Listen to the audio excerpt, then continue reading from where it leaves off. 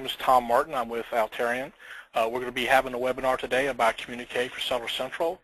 I'll be presenting, so will Roxanne Brown with Professional Business Solutions for You. She'll be talking about the tax and accounting implications when selling on the markets.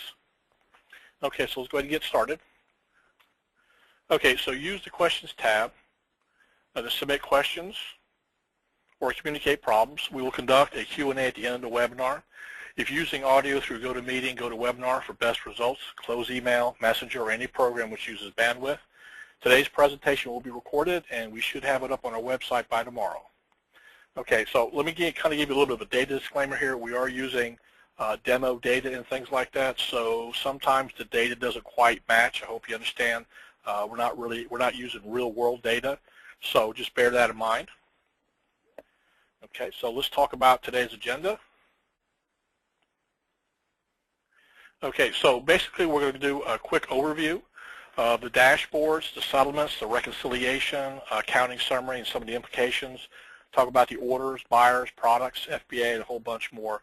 We're not going to get into a lot of detail with some of the specific areas. We have a couple of webinars, some videos online that already covers that. Our particular interest today is going to be mostly with some of the new stuff that we've added. In particular, the product section. We've done a lot of work with that. And also, too, we have a new data integrator that will integrate with Amazon through MWS, which is the Market Web Services, and automatically download your data from your site on down to Communique, so you don't have to worry about downloading files and uploading things. So we'll go ahead and feature that as well, too. So at this point, I'm going to turn it over to Rox. Rox is going to give us a little background about the accounting and taxing. And Rox, if you would, take it away. All right. Hi, Tom. Thanks for inviting me. You might want to advance your screen. We're still seeing the main slide there. How's that?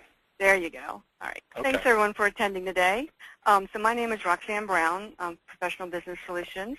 And just a little bit of background. I've been a bookkeeper for 35-plus years and a certified QuickBooks Pro Advisor since the inception of the program back in '99. And I've been working with e-commerce clients in particular since like the '98, '99 time frame, which is awesome because it's always different. Every day is different. Every hour is different for that matter. And I'm always on the lookout for programs or tools that will make life easier for you guys because you're trying to do everything, list and sell and customer service and pick, pack, ship, all that stuff. And the last couple of years, merchant selling on Amazon's really taken off. A couple of years ago, a few people were doing it, but the last year or two, it's just kind of gone through the roof. And if you're selling on the marketplaces for any of you that's already doing it or if you're thinking about doing it, you know that the profit margins tend to be really tight. And because of that, it's more important than ever that you really watch your numbers. A lot of business owners, they think they know what they're selling and what they're making in their head. But when they see it on paper, a lot of times it's a different story. So you really do need to know what your trends are and what your true profit margin is and, that kind of stuff. And you don't really have the time to cut and paste, from this program into that program and then over to a third program. And you do need to know that you're getting paid for all your orders, of course. Tom, we got some background noise there. I'm sorry. No problem. So, you don't want to have to be doing macros and trying to figure out if you're getting paid for everything. Sometimes mistakes happen, even with Amazon, and you have to contact them. You do need all the information that you can get your fingers on to get your money. And so that's really difficult. It's time-consuming. And, again, revenue numbers and cost of goods and what are you paying for, all that, these little fees that come into play. And it seems like every month there's more fees, for this or that. So, Amazon or Communique for Amazon Seller Central has been great. I've personally been using it the last few months with several clients, and it's been really eye-opening. We found that some of these guys had lost leaders up when they're selling through FBA, and there's no reason to have lost leaders on FBA. They didn't even realize it until we saw it in black and white and really understood what was happening with the fee structure. Most of you guys get paid every 2 weeks, so you really want to know what's coming and, again, how it's going to get paid out and if everything is getting taken care of. And if you're dealing with FBA, you've got multiple warehouses. A lot of you might not realize that one order could be actually shipped from 5 or 6 warehouses, which means it settles at 5 or 6 different times. You know, we found that quite interesting through this project. And problematic, too. And problematic, yeah.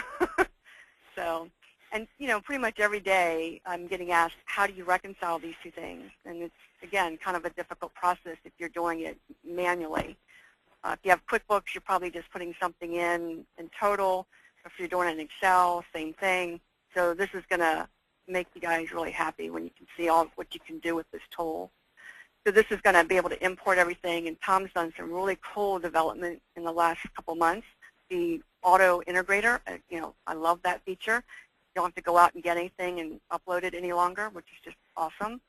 So, you know, now you have the ability to be even faster at it and understand the numbers even easier than ever before. So with that, I'm just going to turn it back over to Tom so we can get all into the nitty-gritty and everybody can have a few of those wow moments as we go through this. Okay, that's good. Sorry. Okay, so let me kind of tell you a little bit about what we've done here. First off, we do sell on Amazon ourselves, so I'm going to put a little shameless plug in there. The company name is called Toshin Photo. It's basically we sell photos and stuff like that. We even do have a website. But the whole point of it, and the reason why I'm saying this to you, is that by also selling on Amazon, okay, we have skin in the game. We use our own product, Communique, for Seller Central to help us manage that. And then, you know, more importantly, you know, your problems are our problems, meaning that if something is a problem for you with using Communique for Seller Central, guess what? It's a problem for us too. So that kind of gives it a high priority for us to take a look at it, fix it, and also too, because we're also selling on Amazon, we also understand the process a lot better and able to, you know, rectify these issues. Hopefully, you know, there aren't these things. We'll catch that early on because we're selling, as I said, on Amazon. So as these problems pop up, you know, we're able to fix them rather quickly. So basically what it boils down to, if Communique for Seller Central does not work for you, it doesn't work for us. And so I just wanted to put that out there and let you know, because most software companies you deal with never use their product the way you use it. So it's a little difficult sometimes to explain to them what kind of issues you're dealing with and for them to have the proper frame of mind to be able to help you resolve it. Well, we've taken out that ambiguity here by opening up our own Amazon account and doing our own selling.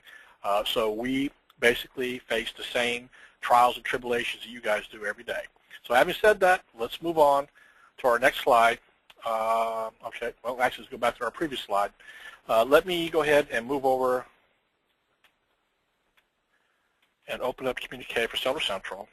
Okay, most of you who have been on previous webinars or are familiar with Communique for Stone Edge or Communique for Mom will recognize our dashboard here.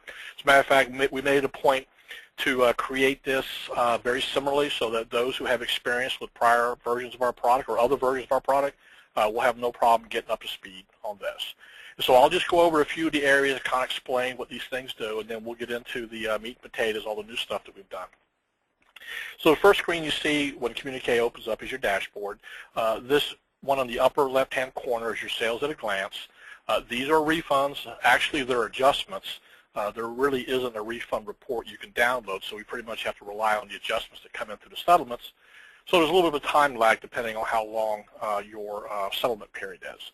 Shipping summary basically looks at orders and packages and lets you know how that fulfillment process is going. Your sales channels, FBA, merchant fulfilled, here as well. On this side, we're looking at buyer metrics, your repeat versus new buyers, average order value, and then the various other different metrics we have here like product flow. This is your settlement screen here. This settlement screen will depict as many as 30 different settlements and show you the peak and ebb and flow. We show you what the revenues and sales and deposits and fees, adjustments, and other charges are. Your daily ship, so it shows you what your daily ship costs are and revenues. Ship flow, your different types of shipping, top buyers, top products, top suppliers, and your workflow. This last one here shows you what your return, shipment, and order cycle is. Orders are in red, returns are in blue, and shipments are in green. And of course, with all these dashboards here, you can pick different time frames, as you can see. And if there is any additional options to configure, right mouse click, click on configure, choose other options. And that's pretty much how Communique works. Regardless of which report you're at, whatever options there are, you can pop up the data filters here, select those, and filter accordingly. So we've looked at the dashboard. You kind of got an idea how this stuff works. Let's talk about the, yes? Real quick there, could you bring that back up again, that configuration screen? Sure, no problem. One of the things that I just wanted to put out there, because I get asked this a lot of times, you know, people will say, well, when I look at a report out of Amazon compared to here, I'm seeing different numbers. And the thing to remember there is the options of what question are you asking of the data. This is something Tom says all the time. So as you can see, there's a lot of different statuses here. You know, is it shipped? Is it based off of, you know, your settlement date or your adjustment date or your reconciliation? You can see one market or both markets. So there's, and then you've even got more filters down below where you can do even some more cool little slicing and dicing. So it really is quite powerful to be able to see the same data but in a different format. You know, it can make you have some really cool business decisions when you're going into some busy months. I just want to kind of throw that out there. No, that's a very important point. As a matter of fact, I need to elaborate on it just a little bit more. You see here where it says purchase and payment date options. Purchase is basically the order date. That's when the customer purchased the item. Okay. Payment is when it was actually paid. And the reason why that distinction is important is because you don't actually get the order until payment is made. Okay. So if you're looking at when the order is placed, which we are, that shows these values right here. So let's go look at when it's paid. And this is actually when you get the order. Because on payment, you'll see the numbers change. Okay. So with Amazon, they will take an order, but they will not give it to you until payment is made. And it could very well be that the order is taken on one day and the payment's made on the next. As a matter of fact, as I recall reading through their API, they can actually hold on reserve an item up to 21 days pending an order. So if someone places an order, they put it in their shopping cart, and it's recorded on that particular day, then it's actually in reserve until they actually pay for it or they cancel it, remove it from the shopping cart. So that could actually take up to 21 days in some cases. Normally they resolve that within a few days, but basically they say it's up to 21 days. So it's important, as Roxy just pointed out, to understand which options you're selecting and how that works with Amazon. So, the very simple illustration here basically is this. The order date is when the customer placed the order.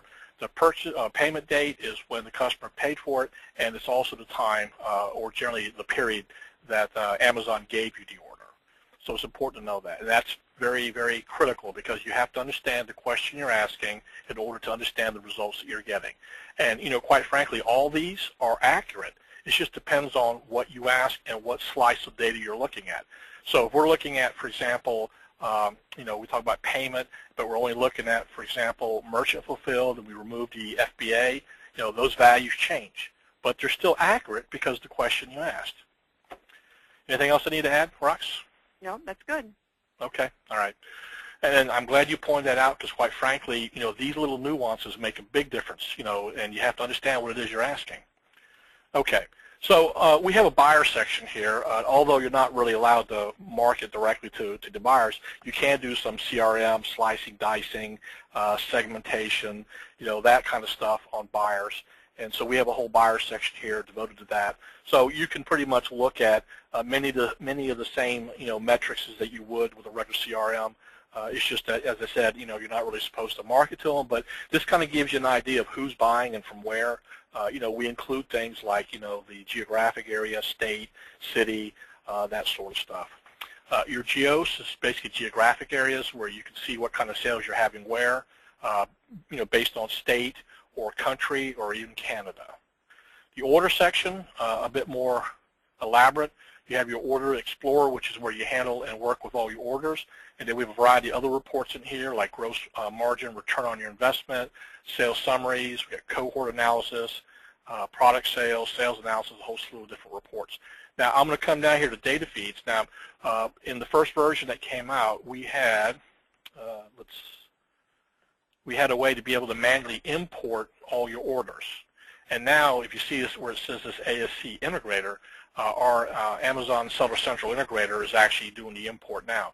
But you have the ability to be able to do both. And then when we get to the integrator, I'll explain a little bit more. But basically what it boils down to is if you first use the integrator, you can only go back a certain amount of time. So if you have orders from a time before what the limit is from the MWS API, then you have a way of being able to manually import them in here. Okay? And so each of these are separate files that have been imported into Communique. As I mentioned, the ASC integrator, that's done automatically, and these other ones were manual imports. So we do give you the ability to be able to do both. Okay, so let's move over. I'm going to skip the products for now because I got a lot of stuff I want to show you on that, so we'll get back to that later. This is the whole entire supplier section that you can look at your suppliers, sales, costs, that sort of thing. We've dedicated an FBA section here. So basically, the FBA section are many of the same product reports, except these already filter out FBA. Now, you can go to the product reports and filter by FBA. You know, an example would be, let's look at out of stock with sales. So what this report does, it'll tell you which items you have out of stock that had sales in the last 30 days. So the regular product report includes both Amazon and merchant sales, okay? So the out of stock with sales on the FBA side is FBA only. So basically the FBA side is specifically for the FBA, but it mirrors the regular product report, except we put that extra filtering in for you, so you don't have to worry about that if you don't want to. Now, the big area here are the settlements. That's always the area that most people have the biggest concern with. The settlements can be manually imported. Let's look at these here. These, in fact, were imported by the integrator, but you can manually import these, the settlement feed or the settlement feed multi-file if you have multiples of those. Again, with the API, MWS API download, you can only go back, I think, 90 days. And even if you go into your account, I think they only let you go back 90 days in your settlements, and you can request older ones, okay? But the API will only allow you to go back up to 90 days on the settlement file. So if you have settlement files that are older than the 90-day limit that we have for the integrator, then you can manually import them here. All right, so one report I want to take a look at, because this is always the one that people like, is our accounting summary. And this is a huge, huge advantage, simply because your settlements will span multiple accounting periods. An example might be you want to look back at March and see all your transactions that cleared or settled in March. Well, you can actually have a settlement who has transactions in February and a settlement that also has transactions in April.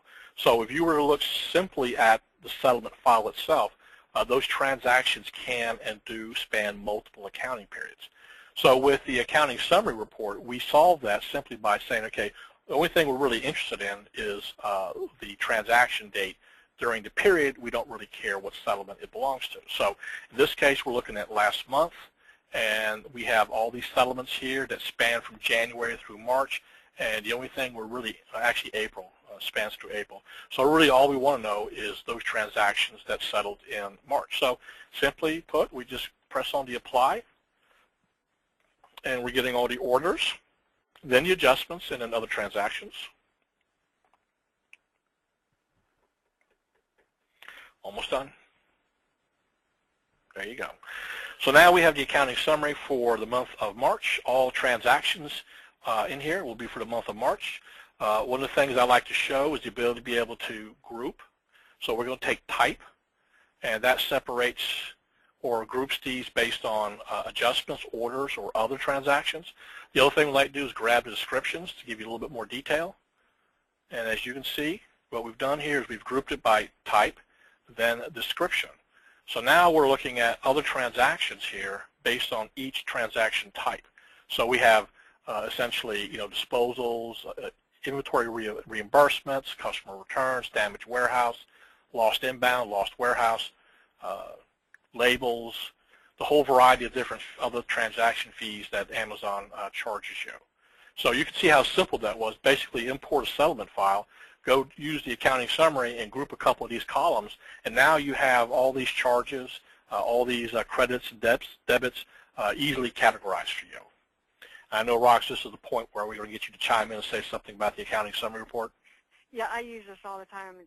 I love it. I mean, for me, I usually group it a little bit differently. I do the fulfillment and then, I do deposit, then fulfillment, and then type, and then description. Well, let's do it that way then. I mean, that's the way you want to do it. Let's do it that way. So tell me what you want to do.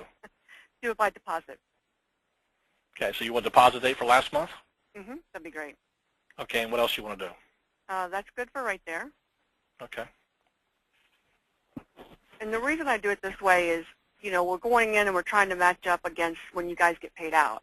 So most people like to see it that way. Now, when you're looking at accounting periods and end of year, you can easily then just change this to be based off a transaction versus deposit, or do a specific month and where you're going to span over different things. And then up into for your filters, especially if you've got different fulfillments, so you do deposit and then fulfillment and then type and then description. And so I can see everything for FBA, and then I can see everything for merchant fulfilled, and we can actually record in QuickBooks that accordingly. Because again, for most of my clients, that's been really important. They want to know, I mean, you can see just from the screen here all the different fees that's going on, that you really should kind of look into and understand what's happening. Because this is where you'll find you think you might be making money. It's a slim margin, especially if you're on FBA. It's slim. But when you start looking at the data this way and all the different fees, you may find that you have lost leaders up there you didn't even know you had, So this really gives you a good insight. Now you can go into QuickBooks and you can record your fees, but you can break them out a little bit, because if you just go based off of the batch payout report, well, the first thing is, if you guys have ever noticed, if it says the batch payout runs from the 2nd to the 15th, if you look at the raw data behind it, what's really in there, it actually starts on the 1st through the 16th. So before you ever start, you got a 12 to 26-hour float time right there in your numbers. And that's important if you're at the end of the month or the quarter or the year, because for some people, 12 to 36 hours can be, 10, 20, 30, $40,000. And then the other thing I do here, I'll go back to the display that you just had up. So you can go in here. I actually click on market, other fees, promo fees, ship fees. I like to see all that, seller fees, and seller fees. Okay, perfect. And as you can see by him doing that, the grid, you have a little bit different view there. So it breaks it down just, for me, nicer. So whether the client's looking at the report or whether they're looking at QuickBooks, they have a really cool way of seeing the numbers. And then you can expand, if you would, Tom, just expand one of them, like the FBA inventory reimbursement, or any of them, yeah. So you can see that now you can get, again, all the way down to the nitty-gritty as to what's going on. What are all those charges? Fees, I mean, I know, again, personally, I book thousands and thousands and thousands of dollars worth of fees every week, So it's nice to know what is actually going on behind the scenes. And then, of course, you can make sure that what hits the bank account is matching. You got paid for everything. This will actually auto-reconcile when you do your import. So the only thing, you can look at just orders that have a variance. Most of the time, you'll have everything that comes in. It's pretty clean and great. But there are definitely times where we have variances, and now you can drill into this within seconds, minutes. Well, I wanted to say, macros. Yeah, well, I was going to say, out of 8,890 orders, because we didn't reconcile any of these, there's only 47 that are out of balance. Mm-hmm. And most of these basically are shipments from multiple warehouses. That's why you have these duplicate order IDs right here. Yeah, but anyways, and it's an important thing to know, because now, again, you can figure out what's going on with your product and your money, and really understand what's happening. And there have been clients that have contacted Amazon and been able to get things resolved based off the data from these reports. Okay, now the next thing I want to show you is going to be our Find panel. This is a new feature we added in. And basically you type in any text, value, whatever, and it immediately finds the every reference or occurrence of that. So let's try another one. Let's try another value. See how that works? So regardless of which value you put in the Find panel, I'll show you. You go to Display, Show Find panel. This pops up, and you have an easy way of being able to search for text across the entire grid. Very powerful, isn't it? Very awesome. I use the Find feature in QuickBooks all the time. It's like your best friend. You know, it's the quickest, easiest way to find pretty much whatever you're looking for. And this makes me very happy. I'm glad to hear that. Next thing I want to show you here, and then we'll move on to some of the new stuff. One of the key features here I want to point out is that we do include the fees here, and then we have our gross margin and then your margin percent. The powerful part about this whole thing here is that you can actually look at orders and even look at products and be able to determine profitability, margins, and things of that nature. That's one of the hallmarks of Communique for Seller Central, is the ability to be able to do that kind of stuff. So now what I want to do, go ahead. The other thing real quick here, you can see the last column there is state. And so this is something else that, we always kind of speculated this would be important, but we have found that it really truly is important. You can do some metrics there with the different states and the returns and the sales and all that. You might find that, certain things sell better in certain parts of the country versus others. Return rates are higher. This, very quickly allows you to identify those kinds of trends and problems. And, so you can maybe do some target marketing. If you've got a state that does really well, maybe you want to amp up your target marketing to those customers, to that state. Okay, so now what I want to do is I want to move into some of the new stuff that we've added in, so you can see some of the cool, nifty things we've done. Hold on, let me go look and get you another here. Okay, so this has those sales. It does have products, and this is where we want to go and work on. As you can see right now, the data grid has been enhanced. I will pull up some. Let's browse. Okay, so one of the main features we've added is image support, as you can see right here. I will double click and come over here and display image. You have image over here too. So now you can have an image associated with each and every item in here. Now let me explain to you about the images here. These things can get really big really quick and bloat up your database. What we recommend is that the images be no larger than 250 by 250 pixels, and you should use a JPEG format. That is the most compressed, smallest, tightest image you can get, and it's also recommended for pictures of products and things like that. I would not use GIFs. I would not use BMPs or bitmap files. I would not use PNGs, okay, because they're much larger and the quality is not as good for product photos and things of that nature. So at this point, let me show you some other things that we've done for the image support. We've added another view type, and let me just close this down here, view type called card view. So right mouse click, come there, card view. There you go.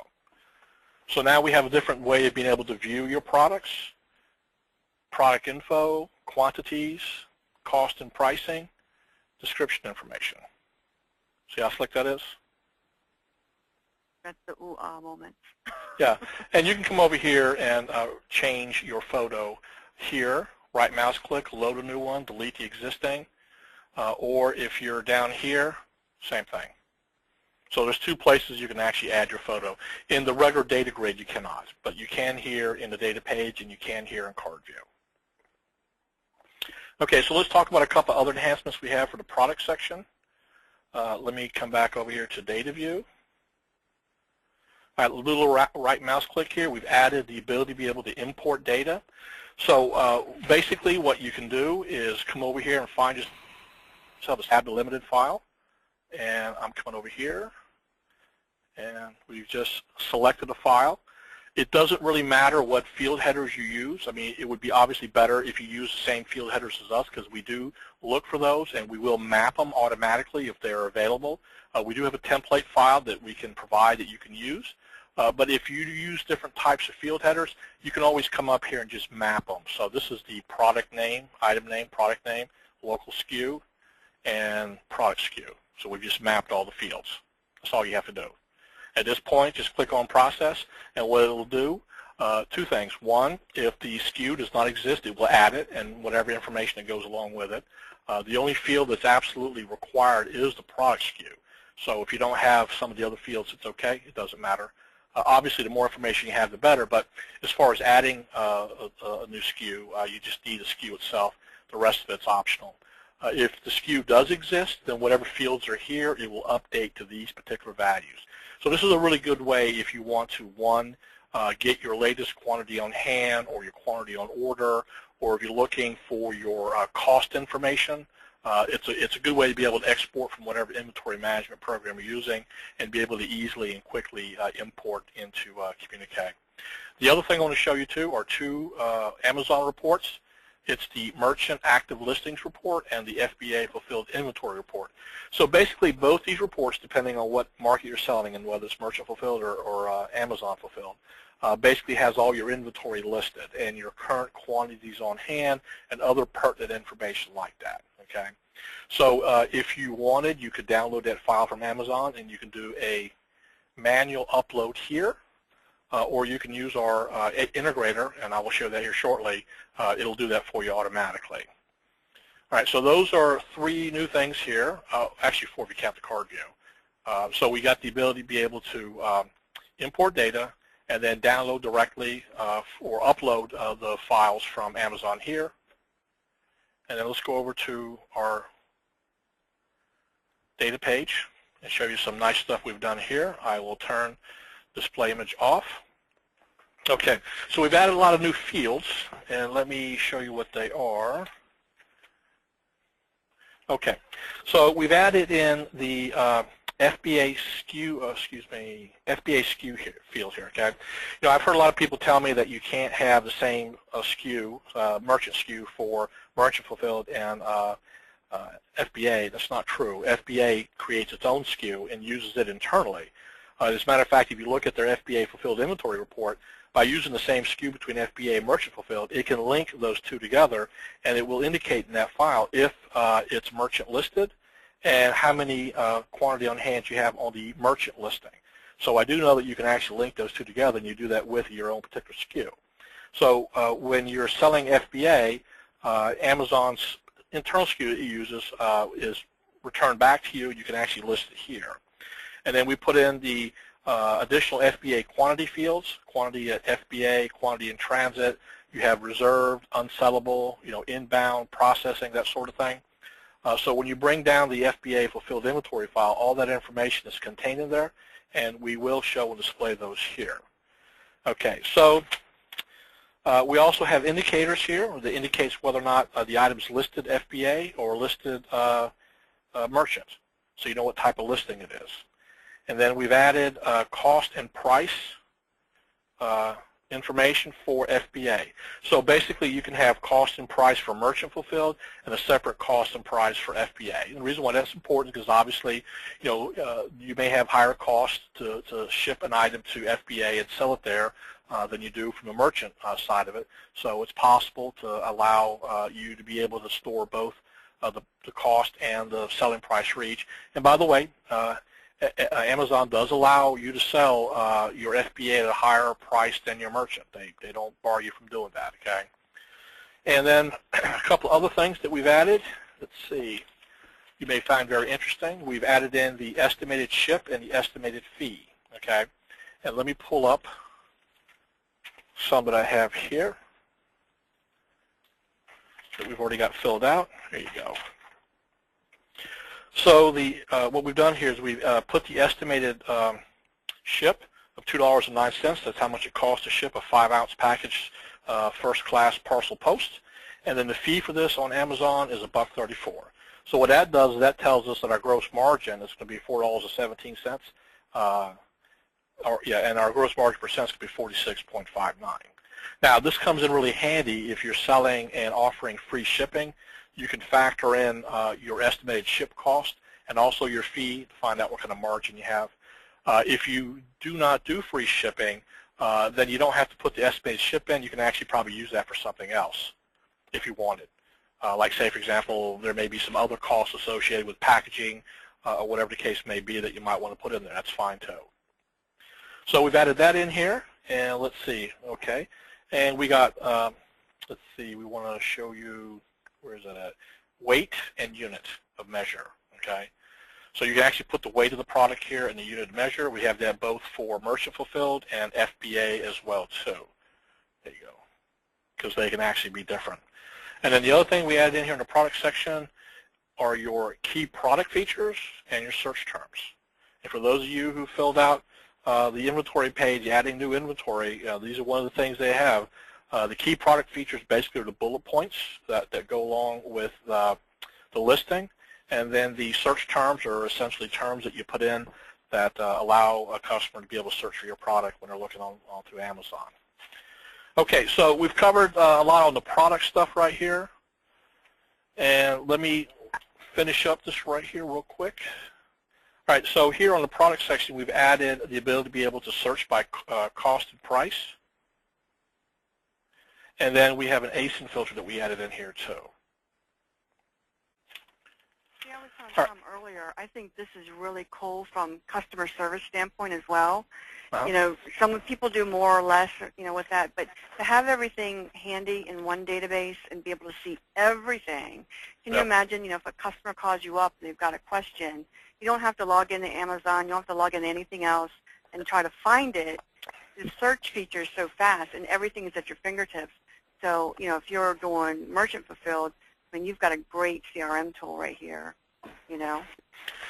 Well, we're hoping at some point in time to, you know, expand this out and develop it in that direction. As I said, you know, because we do sell on Amazon ourselves, you know, we're going to find over the course of time that some features, you know, would be useful to add in. We'll add them in because if it's useful for us selling on Amazon, I'm quite sure it's going to be useful for you guys. And vice versa. If you guys have some ideas that we haven't thought of, please let us know. You know, we'll be glad to consider it because, I mean, if it helps you, it probably is going to help us too. Well, that's the driving factor with this whole thing is user feedback. I will say you're one of the few developers that actually listen to the user feedback and then do something with it, you know. Yeah, well, yeah, as I always say to people, I mean, you know, you guys who use this out in the field, I mean, it's all about you. I mean, it's not about how we develop it, it's how you use it and how it's useful for you. So when you give us feedback and let us know how it's working for you, it helps drive the direction of the product to make it even more useful and user-friendly for everyone who uses Communique. All right, so the last thing I want to talk about before we open this up to Q&A is going to be our MWS integration. So here is our Communique for Amazon Seller Central Integrator, okay? Now, what I did was I obfuscated, that's a big word, obfuscate, which basically means to make it unreadable. All the keys that you have here, essentially what it boils down to, if you're going to use this to integrate in with your account, you have to go in and enable MWS. Now, it says in there, developer guide on page 5, when you read the part about I want to access my own seller account with MWS, if you're running a desktop application, that's what this would be. You can use your own developer account number. So when you generate your MWS keys, you can actually include that here. But I have found that with their documentation, it's a little inconsistent and not always accurate, okay? But we do have our own development account number. And so if for any reason you need that, we can give it to you and you can use it. But basically what they say here, and we've used this with other beta testers, and we've used their own developer ID and account numbers, and it's worked fine, so I have no reason to believe yours won't either. But in the event it doesn't, let us know. We'll be glad to give you ours. It's not a big deal. All right, so let's kind of go over this here. All right, this is the database you're connected into. That would be your Communique for Seller Central database. These are your credentials that you're going to use to access your account. Now, we have several tabs down here with features. This is your active listings. What we've done is we've created intervals, and we allow you to auto-run or manually override. That's up to you. What I would recommend is that you would follow the presets that we have here. The reason being is because Amazon will throttle your account if you request reports too often. Like, for example, you cannot get order reports any sooner than 15 minutes, okay? So if you request a report for a list of orders and then go back and request the same report again before the 15-minute threshold is over with, not only will they cancel the report on you and not issue you the report, but they will also ding you one request. And I believe you're allowed 15 requests, and you have to wait 1 minute to get each request back. So let's say, for example, in the span of a minute, you ask for a report 15 times, even 15 different times, 15 different reports. Well, you have to wait 15 minutes to reclaim back those 15 requests. So what we've done here is we've come up with a way to say, okay, this is not mission critical information you have to have right at the moment, so let's stagger out these intervals a little bit so that we're not worried about Amazon throttling your account. So knowing your active listings every 90 minutes will give you the latest, greatest quantity on hand, but I mean, do you really need to know what your active listings are any sooner than that? Probably not, but you can change it. If you wanted to drop it down to 30, you could. If you wanted to increase it to 120, which is 2 hours, you can do that too. And the same thing would be true here with the FBA inventory. We set it to 120 minutes, but you can set that to whatever value you want. Now, I have to point out to you that there's a difference between what they call real-time reports and daily reports, okay? With Amazon Merchant Fulfilled, a real-time report is available within 15 minutes, roughly. With FBA, a real-time report is available within 30 minutes. That's what they consider to be a real-time report. And a daily report for both of those means that if you request a daily report, the report will not be updated for another 4 hours. So even though they call it a daily, it'll be 4 hours before that report becomes available again. So what happens here is if you try and request that report before the 4-hour period is over with, they'll just cancel it, and you'll get dinged for report requests, and you'll have to wait a minute to reclaim that. So these are a couple little things here you have to be concerned about when you're dealing with the API and stuff of that nature. Now, when you're out there on your portal and you're asking for these reports, they don't give you these limitations. So if you go into the website and you start asking for your inventory reports, order reports, aside from having to wait for them to fulfill your request, they don't throttle you through your portal, but they will do it through MWS. And I believe one of the reasons why they try and do this is to prevent denial of service attacks and things like that. So that's why they engage in that kind of security. All right, so here are your FBA orders. There's a 30-day limit for this report, meaning that when you first start out, the max you can go back is 30 days. If you need to go back any further, you're going to have to go to your portal and request that report. And I believe the max you can go back asking through FBA or through your portal is 90 days. The orders, there's a 60-day limit you can go back through MWS, but you can go back 120 days on the portal if you ask for it there.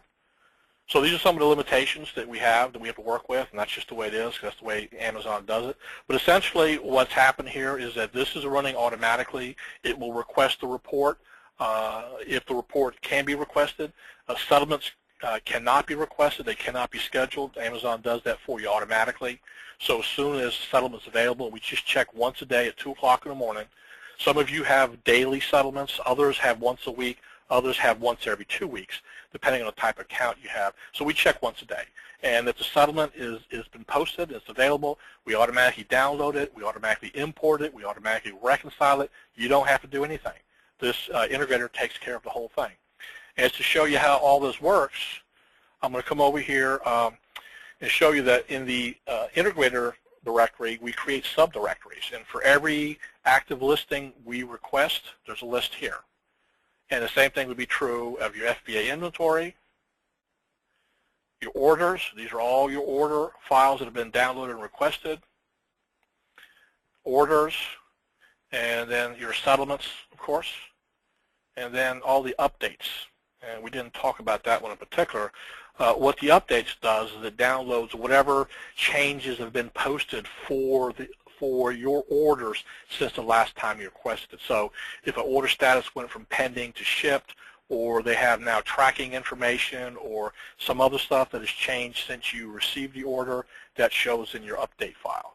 And we download that, once every 3 hours.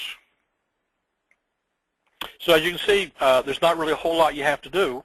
Once you have this thing set up and it's running, it runs in your tray right here, and it does so automatically. We've actually had this application running right now for more than a week, and it's doing all that it's supposed to do. What I can tell you, though, is that if a report comes back and it says done no data, there's really no file that's going to be there. And you can kind of see by looking here at the time spans. Let's go back over here to FBA Orders. So last time we sent the request was at 12:46. We did, in fact, get a file down when at 11:29. So as you can see, even though we have it set to go, let's say, what, hour and a half, you can see there might be some gaps here. And the reason why there may be gaps is because, like, for example, from 8:30 a.m. to 1:39, there are no orders. So when it comes back and it says, done, no data, there's nothing to download. But it just keeps checking during the intervals that it's supposed to check. If there's anything new that shows up, it brings it on down, puts it to the database. Okay, so we pretty much talked for 45 minutes here. I'm not going to sit here and talk your ear off anymore. But let's go over here to, we've talked about synchronizing data, throttling, and other limitations. We do custom programming services available, of course, reports, utilities, snaplets, even do MWS integration, customization, and things of that nature. If you're interested, let me know. Our roadmap, we talked about before doing purchase orders for warehouse and FBA replenishment, supplier invoices. We're working on the Enterprise Edition, which is basically be on MS SQL Server. We're going to try to have it out by the third quarter. I mean, that would be for people who do a lot of volume and need a lot of storage and have a lot of users using the product. That's probably what we're going to recommend for them. And then we're looking to do other marketplaces and shopping carts. What I will tell you is that if you have separate stores, Amazon stores, you need to have separate databases. You can't commingle different stores. Using FBA and Amazon is not considered a separate store. I mean, your one account can do both. But if you have a store for, account ABC, another store for account 1, 2, 3, well, those are separate stores. They need to be separate stores, separate databases for now. In the future, we may be looking at doing something different where you can integrate not only those together in Amazon, but potentially, things like eBay and Overstock.com and, Newegg and whatever else is out there. So we're looking at that. And then let's see. Okay, so I'll tell you what. Let's talk about availability. We'll have this version out April 16th. There's currently a version already there now. What we've discussed today are the enhancements and features, new features. The trial's available with limited functionality. The price is the same, hasn't changed. A single user license is $4.95. A year's worth of support is $95, and the site license is $7.95 for multiple users, and $195 for software assurance for the year. And then the enterprise license to be determined when available, and we'll let you know when that comes. And then to learn more, you contact sales@Autorun.com, or you can visit our forum at communique.vbulletin.net. And for QuickBooks assistance and other accounting and things of that nature, you're welcome to contact rocks@consulting4qb.com. Okay, let's open it up to questions. Anybody has any questions? Let's see what we got here. Okay, we have a lot of questions.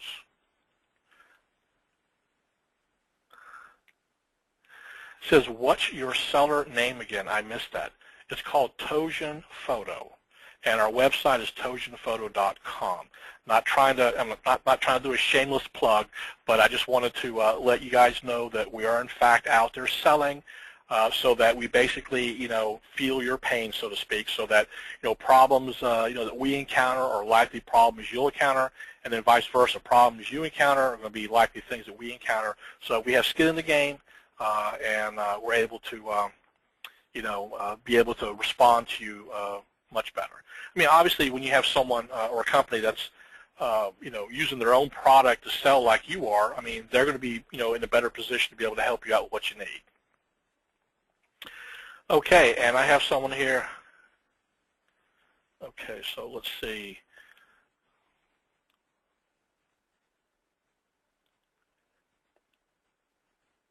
Okay, the question is, when you change to the integrator from manual, how do you avoid doubles? I'm guessing they mean duplicates. Okay, so let me answer that for you. Unlike a lot of order management systems, your markets like Amazon, eBay, whatever, they are item-centric, okay? And it's important to know that, because when you're dealing with order management systems and you're dealing with shopping carts, they're order-centric, okay? And to answer your question is that we look at the item ID and the order ID. If the item ID already exists, then we ignore it. We don't even update it because that's not how Amazon updates an item. They would do that through the regular updates. The same thing is true with an order. But as you know, you can have an order which already exists and then a follow-on item shows up. An example of that would be selling FBA. As a matter of fact, this happens quite a bit with FBA. You're selling with FBA, you get an order that comes in from warehouse XYZ, and then the following day you get another item for the same order that goes out warehouse 123. Okay, so as I said, you know, we do this item-centric, so that if that item ID doesn't exist, it's added to the order and the order totals are recalculated. And the reason why it's done that way is because when you get the first order in, the first order only has the information for the one item. It isn't until the second item or subsequent items show up that you have additional information. So that's how we basically handle it, so you don't get doubles that way. We do check and make sure it doesn't already exist. And that brings up another good point too. Because if you go back and you change the start date or through date that we have here, we still check to make sure that order and item are not already in the database. And Bill, I'm sorry about the background noise. I'll try to do better next time. And so thanks for pointing that out. All right, so love the find feature. Yes, I think that's great. The find panel is a huge addition, and it'll help you find things really quick. Because unfortunately, when we go and search and filter, you know, it's impossible to be able to filter all columns at the same time, or you could, but the query would be too unwieldy. So the ability to be able to type in a string, a text value, whatever it is, and be able to find all occurrences in all cells, we think you got to really find that very useful. Okay, so we have another one. I'm using Communique for Stone Edge. Can the two systems be used by the same Communique? No. The data structures and the reporting and the filtering are much different for Communique for Seller Central because we take into account the Amazon-specific issues. Stone Edge is much different, and it's not designed specifically for Amazon. It's designed to be basically an aggregator for a variety of different markets, so they have different requirements. But we do integrate in with Stone Edge, so if you want to import in your product file, cost information, quantity on hand, you know, purchase orders, shipping records, what else? See, inventory, purchase, shipping. For some reason, I think there's one more. Oh, supplier info. That's right. You can actually synchronize that with Communique for Seller Central. And for some of you else out there that have different order management systems, we might be able to help you out with that too. Just send us an email, let us know. So how do I know if I have the latest version of Communique for Seller Central? Well, that's very easy to find out. All you got to do is look to the lower right-hand corner, and it'll tell you right now. So what you're looking at is the V3 Release 2. So Release 2 will be coming out. And the reason why we call it V3 is because it's based on the V3 platform we've had out for a few years. And this is the build number, 149. So the official build that goes out next week will be 150. So if your number in the lower right-hand corner doesn't match this number here, which is basically be 3.2150, then you have an older version. Okay. All right, this is a good one here. Does this integrate the accounting data with QuickBooks? The answer is no. Rox, do you want to help me out with that? Yeah, well, the answer is no, not yet, but hopefully in the future it will. So basically what you're going to do is, you know, you have to do the manual entry in QuickBooks, but at least you'll know that you've got the right numbers. Yeah, so what we did was, if you recall the accounting summary report we showed you and the ability to be able to organize and group that way, I mean, that gives you an easy way to be able to do journal entries. Is that right, Rox? Yeah, or just write a check. You know, on a check form you can, if you've got an Amazon holding account, you know, where you're putting all your money in, you can record your transfer out and your check out of there.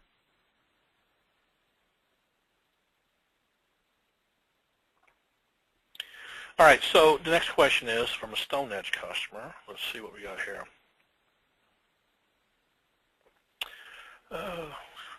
Okay, we started using Checkout by Amazon for our external website. These orders end up showing up in our Seller Central account. Does Communique somehow report on these separately? Well, I'm not sure exactly what you mean by that, but when those come in, okay, they will be on your settlement, and you can import, I believe, those orders. So I believe they will, in fact, can in fact be part of Communique for Seller Central. because typically, that checkout stuff shows up as an order, and it is in your settlement file. I mean, I've seen that with other clients that have had that very same thing. Okay, next question. How would this integrate with current Communique for StoneEdge? Well, let me show you. We have a data sync here for StoneEdge. And let me move this out of the way here.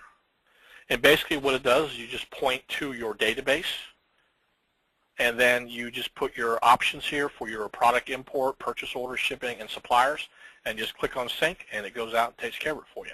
It's not automatic, but I mean, basically if you have your options set, you just basically press the button to sync it and just forget about it, and it'll just go in there and take care of it for you. One thing I will point out to you is we don't synchronize orders. We found through our experience here that there are a lot of issues with StoneEdge, even other order management systems that we've dealt with. And part of the reason being is because, as I mentioned to you earlier, Amazon is item-centric. Most of your order management systems, because of shopping carts and whatnot, are order-centric. So they wind up transposing a lot of information that doesn't work well trying to untranspose it when you get it back in here. So we just found that the best thing to do is to import the orders direct from Amazon, and then these other things like product, purchase orders, shipping, and supplier information, you can just import those in and associate those and start doing your reports here. Okay, so let's see, next question. We're getting a lot of good questions here, guys. Keep them coming. All right, so the question is Communique for Sales Central able to update actual sales price and fees directly to our StoneEdge database? Also, will it pull actual shipping costs from StoneEdge and update the reporting in Communique for Sales Central? Yes. Well, the second question is yes. I just showed you the integrator. It will pull your product info if you wish. It will pull your shipping tracking records that you have. That's particularly important for your merchant fulfilled. Now, your FBA shipping records already come in on your order file, and both the sync tool and the manual upload for Communique takes care of that, so you don't have to do anything with the FBA. And quite frankly, with the FBA, the way that works is those costs are shown as a fee, not a ship cost, but as a fee in the fee line. So when we put the ship record in here, basically most of the time the cost is zero because that's already incorporated in the fees that they're taking out, and we don't want to double account that. But what you do get with the ship record are, a ship date, delivery date, tracking number, that sort of thing. So that, or ship method and carrier. So that's also included. So it's important and good to know that.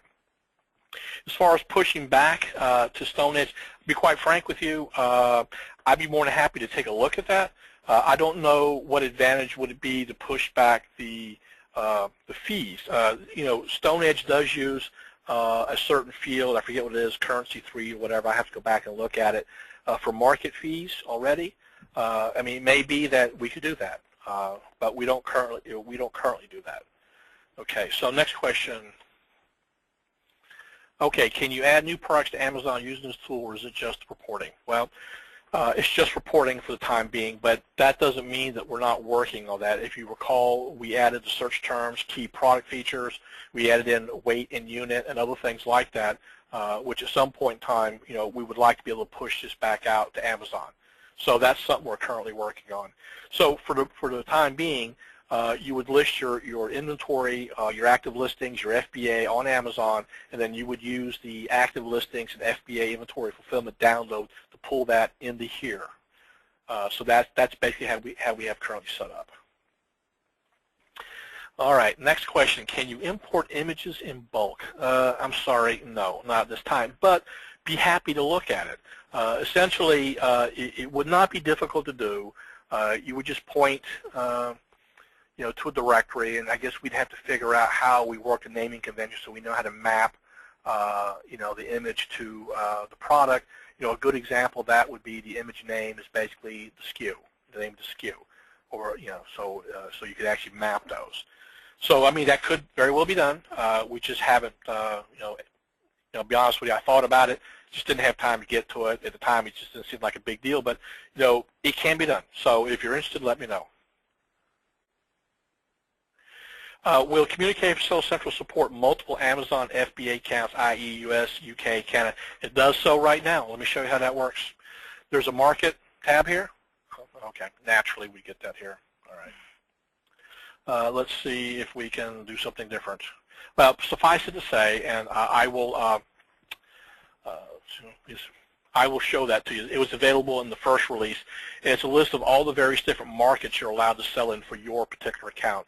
I don't recall how many there are. I think there's about 14 of them. But essentially what you would do is you would just enable each account, whether it's Amazon US, Amazon Canada, Amazon, I think UK, whatever. And if you enable those, then it will allow you to be able to sell on those markets. And then the other thing I want to point out to you is when you do order import, and this is true with the FBA and regular orders, is you can actually set the market here. So in this case, the one market that's set in this database is for Amazon US, but if you activated Amazon Canada or Amazon UK or Amazon Australia, then that would be part of your list here. The reason why this is important is we got to know what market those orders belong to. Okay. Now, technically, inside the order file, it kind of tells you. So it's possible to do that there as well as a settlement. So to answer your question is yes, we can support that, and we do support that right now. Okay, so yeah, that's what happens when you're using a beta version, things like that. Oh, there it is. Oh, lo and behold. Okay. All right, so to get back to what we were talking about earlier, so we have a list of all the available markets you can sell in. We've activated just one, Amazon US, it is for display, but you can just easily activate the rest of them by just clicking on whichever ones you want to use. It's as simple as that. All right, let's see if we have any more questions. We've had quite a few today. Let's see. All right, hold on. And where did our questions go off to?